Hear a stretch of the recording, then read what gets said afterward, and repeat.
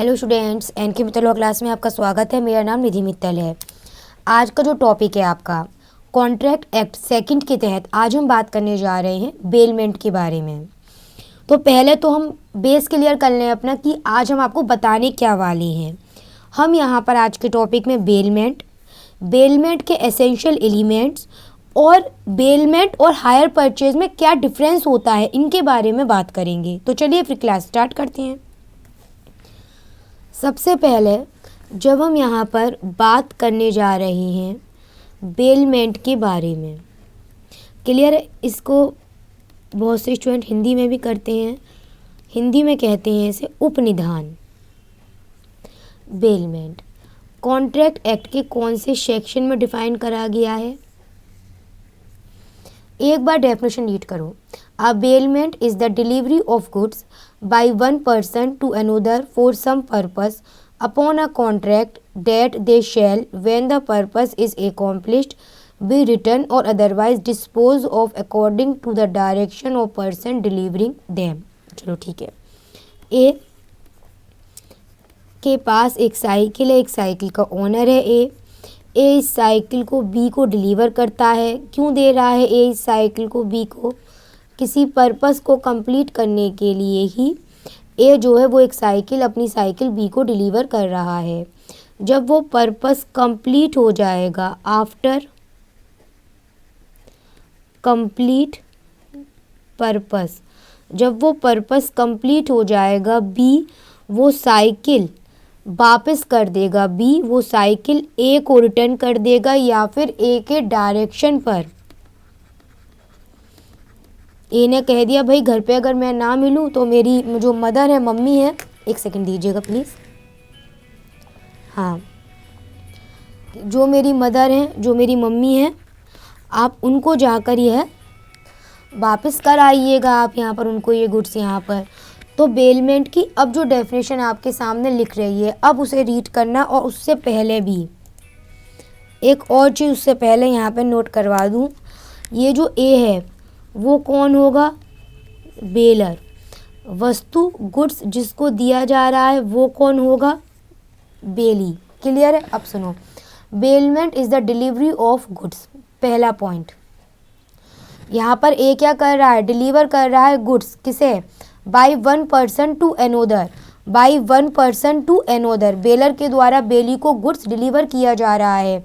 For some purpose, किसी purpose के लिए। Upon a contract that they shall when the purpose is accomplished, जैसे ही वो पर्पस कंप्लीट हो गया, यहाँ पर उस गुड्स को, साइकिल मतलब यहाँ पर वो गुड्स है, उस गुड्स को बेली क्या करेगा? वापस कर देगा ए को। या फिर हो सकता है उसको जो डायरेक्शन बताई गई है, भाई हम घर पे नहीं हैं, हमारी मदर घर पे मिलेंगी आपको, मम्मी आप उनको वो साइकिल दिया आइएगा, तो उसकी डायरेक्शन अनुसार उस व्यक्ति को दिया आएगा। तो ये अगर सभी सर्कमस्टांसेस बन गई तो ये पूरा आपका भाग किस में चला गया? ये चला गया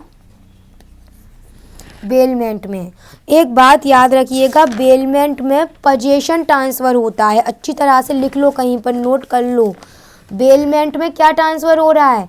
बेलमेंट में पोजीशन ट्रांसफ़र हो रहा है। जब बेलर की तरफ से गुड्स बी को ट्रांसफ़र किए जा रहे हैं, वो पोजीशन ट्रांसफ़र कर रहा है। ओनरशिप अभी भी ए के पास ही है। क्लियर है? चलो ठीक है, अगले पॉइंट की बात करते हैं। अब हम बात करेंगे, लिखते चलो, essential elements of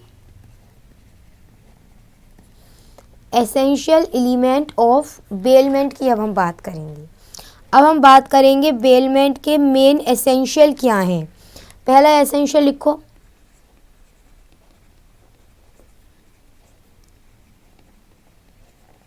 delivery of goods by baler. पहला एसेंशियल समझ में आ गया होगा। क्या है पहला एसेंशियल? पहला एसेंशियल है बेलर के द्वारा गुड्स बेली को डिलीवर करे जा रहे हैं फॉर सम पर्पस, किसी पर्पस के लिए बेलर के द्वारा गुड्स बेली को डिलीवर करे जा रहे हैं किसी पर्पस के लिए। अब एक बात याद रखना, आज की जो क्लास है ना, केस लॉ पर है। आज की जो क्लास है वो किस पर है? जितने हो सकेंगे मैं तुम्हें केस बता दूंगी ताकि तुम्हारे लिए बेनिफिट रहेगा। आज का पहला केस इसमें आता है। केस का नाम लिखो, उल्टजैन वर्सेस, इंपॉर्टेंट केस है एक, निकोलस। उल्टजैन वर्सेस निकोलस का केस है। केस में क्या था ये समझो। इस केस में एक प्लेंटिफ था। वो प्लेंटिफ एक होटल में खाना खाने गया। उस होटल में जब वो खाना खाने गया तो वहाँ पर एक वेटर आया। जिस सीट पर ये प्लेंटिफ बैठा हुआ था वहाँ पर वेटर ने क्या करा, जब वो बैठने वाला था प्लेंटिफ, तो इस प्लेंटिफ ने जो एक ओवरकोट पहन रखा था उस ओवरकोट को उसने वेटर ने उतारा और इस प्लेंटिफ की जो सीट थी जहाँ पर वो बैठा था उस सीट के पीछे टांग कर आ गया। वेटर ने सब कुछ अपनी मर्जी से करा था। जब ये प्लेंटिफ खाना खा लिया, इसने पीछे पलटा सीट की तरफ। इसने देखा कि जो इसका कोट था वो इसका कोट गायब हो चुका था। प्लेंटिफ ने जो होटल का ओनर था उसके अगेंस्ट सूट फाइल किया। यहाँ इस केस में डिसाइड हुआ, कोर्ट ने डिसाइड करा यहाँ इस केस में कि यहाँ पर यह जो वेटर था इसकी पोजीशन कैसी थी, इसकी पोजीशन यहाँ पर बेली की मानी जाएगी। कैसी मानी जाएगी? इसकी पोजीशन बेली की मानी जाएगी और उसको लाइबल माना जाएगा। क्यों उसकी पोजीशन लाइबिलिटी मानी गई? क्योंकि कोर्ट जैसे ही उसने कोर्ट रिसीव करा उसने स्वेच्छापूर्वक उसकी लाइबिलिटी अब बेली की थी। उसकी ड्यूटी बन रही थी कि वो उस कोर्ट का ध्यान रखता। एक बात याद रखना, जो हमने अभी आपसे कहा इसमें पजेशन रिसीव करता है बेली। ये पजेशन दो तरह का होता है, एक्चुअल पजेशन और कंस्ट्रक्टिव पजेशन। एक्चुअल पजेशन तो आपको समझ में आ गया है, वो साइकिल वाला एग्जाम्पल है। पर कंस्ट्रक्टिव पजेशन इस तरह का पजेशन होता है जिसमें जिसमें पहले से ही पजेशन बेली के पास में है। पजेशन पहले से ही बेली के पास में है। चलो एक एग्जाम्पल के रूप में एक केस और समझ लो। केस लिखो पहले, कालिया पेरूमल वर्सेस विशाल लक्ष्मी अची। इस केस में क्या हुआ था, ध्यान समझना। इस केस में यह हुआ था कि यहाँ पर एक फीमेल प्लेंटिव है इस केस में, और वो फीमेल प्लेंटिव है। वो क्या करती है, उसके पास में जो जेवर था, उस प्लेंटिव के पास में ज्वेलरी थी बहुत पुरानी हो चुकी थी। इसलिए वो यह सोचती है कि अब इस पुराने जेवर को गलाकर उन्हीं से नए जेवरात बनवाए जाएं। इसीलिए वो एक सुनार को बुलाती है। अब यहाँ पर एक बात समझना, वो क्या करती थी प्लेंटिव, वो पुराने जेवर को वो रोज़ सुबह सुनार को देती थी। रोज़ सुबह वो पुराने जेवर को ले जाकर सुनार को दियाती थी और शाम होने पर इवनिंग में जो भी आधा जेवर बचा, जो बन गया, जो भी हुआ, उस जेवर को अपने पोजीशन में ले लेती थी, अपने पास वापस रख लेती थी। यहाँ पर क्या करती थी, ये उस जेवर को जो सुनार था उसी के कमरे में ही रखती थी, ताला लगा देती थी, लॉक लगा देती थी उस कमरे के बाहर, और जो चाबी होती थी उसे वो खुद रख लेती थी। समझ गए? एक दिन जब वो सुबह उठी प्लेंटिव, तो उसे पता चला कि उसके सारे जेवरात चोरी हो गए। प्लेंटिव ने इस सुनार के अगेंस्ट एक मुकदमा दाखिल करा। इसका यह कहना था कि सुनार तो यहाँ पर एज अ बेली होना चाहिए, इसलिए इसकी लायबिलिटी बननी चाहिए। सुनार की लायबिलिटी क्यों बनेगी? कोर्ट ने डिसाइड किया सुनार की लायबिलिटी क्यों बनेगी। क्यों बनेगी भाई, आप खुद देखिए। आप यहाँ पर हम बात कर रहे थे कि पहली बात तो ये कि बेली के पास पोजीशन तो होना चाहिए, चाहे एक्चुअल हो चाहे कंस्ट्रक्टिव हो। यहाँ इस केस में वो उस जेवर को सुनार के कमरे में भले ही रखती थी, लेकिन उसके ऊपर लॉक लगा देती थी उस कमरे पर, और चाबी अपने पोजीशन में रखती थी। तो पोजीशन किसका हो रहा है, सुनार का कि उस प्लेंटिव खुद का हो रहा है? पोजीशन खुद उस प्लेंटिव उस फीमेल का हो रहा है, तो वो कैसे कह रही है कि सुनार एज अ बेली लायबल होगा। इस केस में सुनार को लायबल नहीं माना गया इसमें। अगले एसेंशियल को नोट कर लीजिए आप। Delivery of position, delivery of position upon a contract. एक बात याद रखिएगा, जो बेलमेंट है उसमें जो पोजीशन दिया जा रहा है वो कॉन्ट्रैक्ट के बेस पर भी दिया जा सकता है। ये जो कॉन्ट्रैक्ट मैंने अभी कहा कि कॉन्ट्रैक्ट के बेस पर भी पोजीशन दिया जा सकता है, तो याद रखिएगा कॉन्ट्रैक्ट हमेशा से आप पहले ही पढ़ चुके हैं कॉन्ट्रैक्ट एक्ट में, कॉन्ट्रैक्ट फॉर्मल भी होते हैं और इनफॉर्मल भी होते हैं।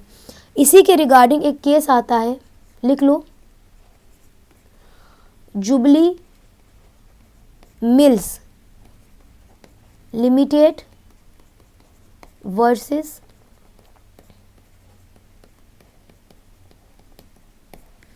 Government of India.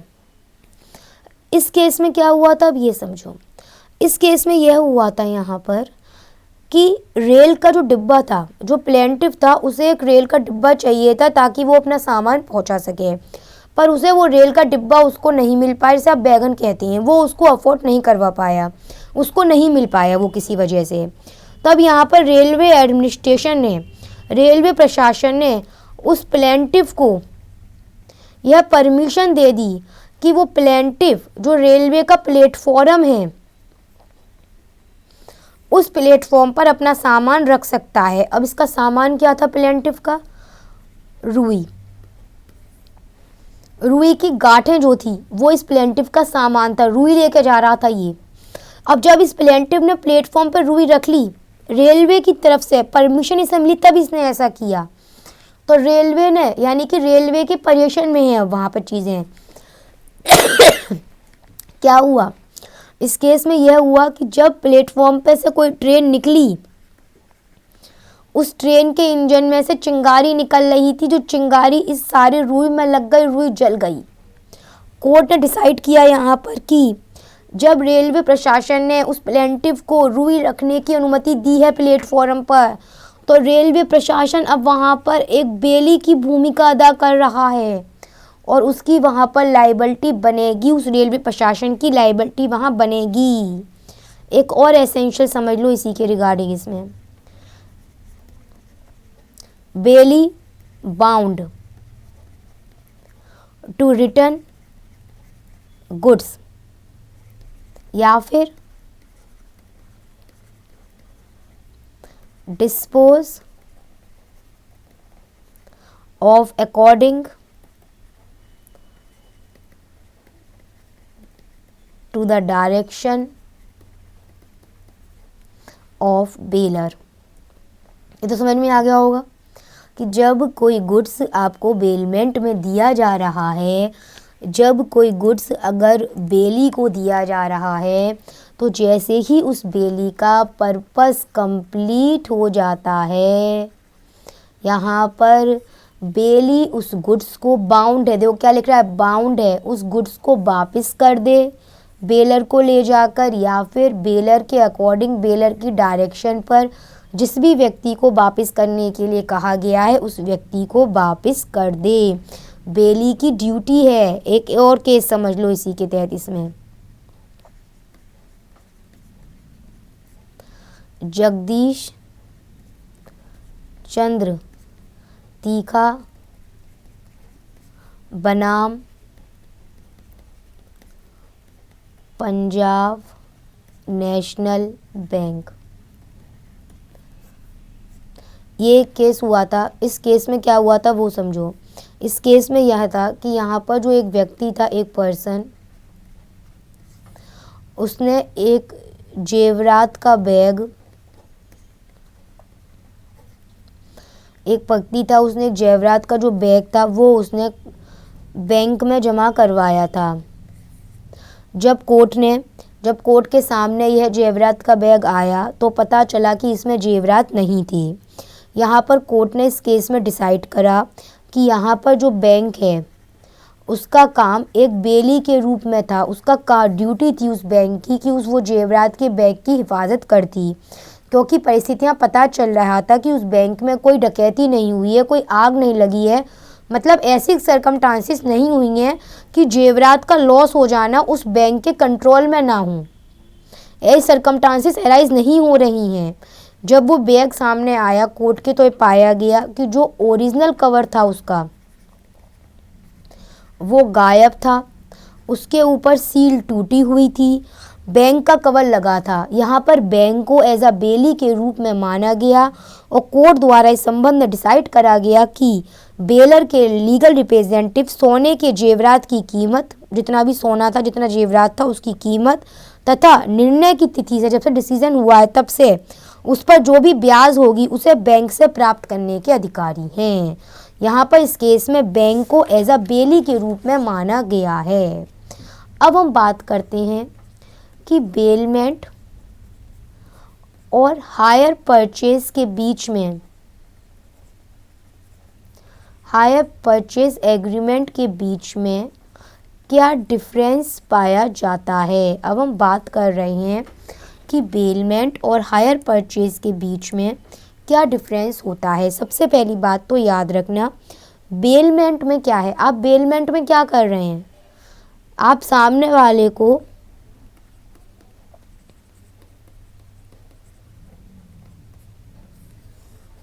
पोजीशन पे तो दे रहे हैं सामान आप उसे, पर अगर मैं हायर परचेज की बात करूं तो हायर परचेज एग्रीमेंट में बेलमेंट प्लस सेल इन दोनों के एसेंशियल होती हैं।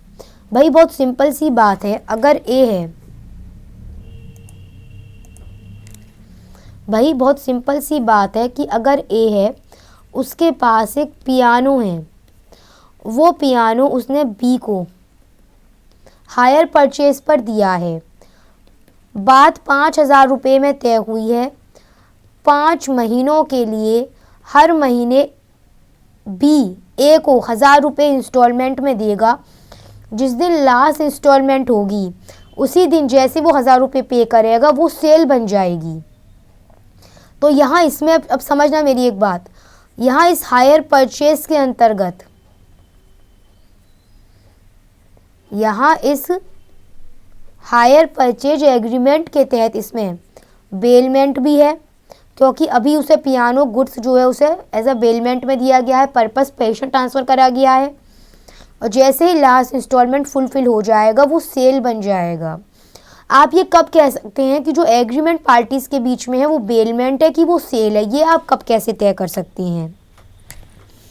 तो भाई इसमें साफ पता चल रहा है। आप एक बात याद रखिएगा, सबसे पहली बात तो ये कि बेलमेंट में ना उस व्यक्ति के पास जो बेली है उसके पास में खरीदने का ऑप्शन नहीं होता है, उसके पास में सिर्फ इतना ऑप्शन है कि जब पेशेंट तुम्हें ट्रांसफ़र हुआ, तुम्हारा पर्पस पूरा हो गया, उसे वापस कर दो। लेकिन अगर मैं हायर परचेज एग्रीमेंट की बात करूं तो उसमें जहां तक है इस बी के ऊपर यहाँ पर ये लाइबिलिटी है कि यह इस वस्तु को खरीद ले, लाइबिलिटी है कि नहीं है। अपना लास्ट इंस्टॉलमेंट पे करो, आप वस्तु खरीद लो, गुड्स खरीद लो। या फिर आप ये इस तरह से भी समझ सकते हैं, बी के पास इसमें एग्रीमेंट में कि ये हायर परचेज एग्रीमेंट है, इसकी एक पहचान और भी है कि इस बी के पास में यहाँ पर ये राइट है कि जब तक इसकी लास्ट इंस्टॉलमेंट कंप्लीट नहीं हो जाती है तब तक इस बीच में कभी भी ये वहीं पर इंस्टॉलमेंट रोक सकता है और गुड्स वहीं पर वापस कर सकता है ए को। क्लियर है, ये डिफरेंस है हायर परचेज और बेलमेंट, हायर परचेज एग्रीमेंट और बेलमेंट के बीच ये डिफरेंस बताया गया है।